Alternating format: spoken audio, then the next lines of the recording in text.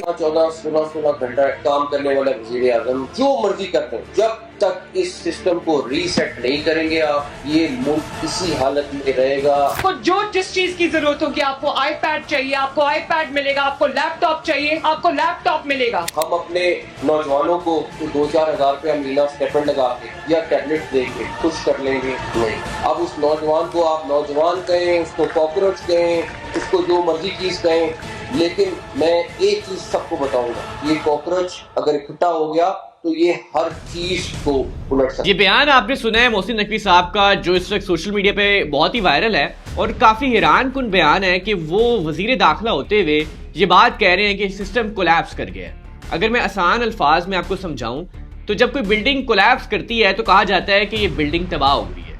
अब उन्होंने इस सिस्टम के बारे में बात की है, तो इस सिस्टम में कौन लोग हैं वो आप सभी जानते हैं। ये सिस्टम कोलैप्स कर गया, यानी कि ये सिस्टम नकारा हो गया है, ये सिस्टम तबाह बर्बाद हो गया है। लेकिन मेरा सवाल बड़ा ही मासूमाना है कि ये सिस्टम जो कोलैप्स हुआ है, इसका कसूरवार कौन है।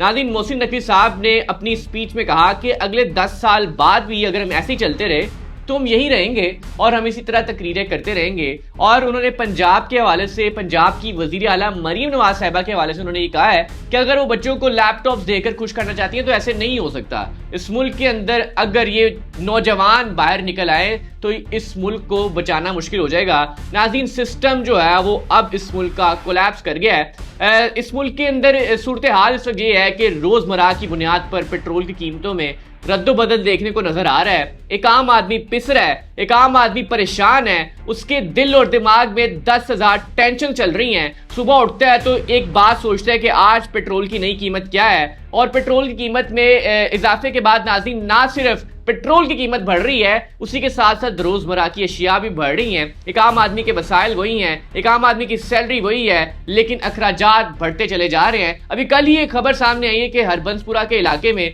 छत गिरने की वजह से एक ही घर के 10 अफराद इस दुनिया से रुखसत हुए हैं। कसूरवार कौन है? उन घर वालों के पास इतने पैसे नहीं थे कि वो उस घर की छत को पक्का करवा सके, क्योंकि महंगाई के मारे वो इस कदर मजबूर थे कि वो अपनी घर की छत पक्की नहीं करवा सके और वो इस दुनिया से चले गए हैं। और ये जो बात की है मोहसिन नकवी साहब ने कि अब ये सिस्टम कोलैप्स कर गया है, जिसके बाद अब साफ जाहिर है कि ये सिस्टम जो हुकूमत चला रही है ये इनसे नहीं चलाया गया। उन्होंने बात की है, जो पाकिस्तान के वजीर आजम है वो 18-18 घंटे काम भी करते रहे तो ये सिस्टम बचा नहीं सकते। इस सिस्टम को रीसेट करने की जरूरत है। अब ये रीसेट कैसे होगा, क्या क्राइटेरिया होगा, क्या इस सिस्टम को कोई बचा सकेगा या नहीं बचा सकेगा, इसी के साथ देखते रहिए क्लिक मी पाकिस्तान। मुझे फिरोज चौधरी को दीजिए इजाजत। अल्लाह हाफिज।